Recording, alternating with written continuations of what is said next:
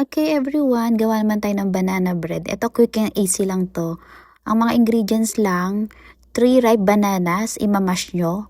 1/3 cup melted butter or oil, 1/2 cup sugar, 1 egg, 1 teaspoon vanilla, optional kung wala okay lang, 2 teaspoon baking powder, pinch of salt, 1.5 cup of all-purpose flour. So, optional yung choco chips kung wala okay lang din. So, dyan makikita nyo yung mga ingredients. Tinakal ko na rin yan. Yan, baking soda, vanilla, oil, sugar. Tapos yung lalagyan pala yung aluminum.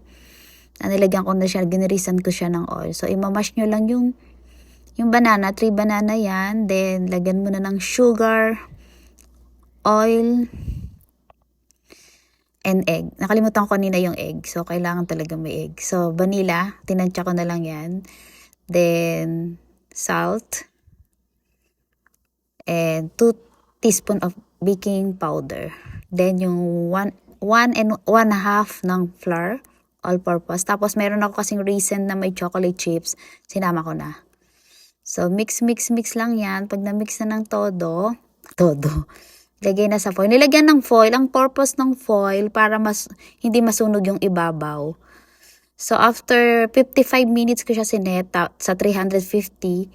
Then, after nung tanggalin niyo yung foil after 25 minutes. Then, iluto nyo uli. Basta all in all, 55. Tanggalin nyo yung foil kapag alam nyo para ma-brown yung ibabaw. So, yan na.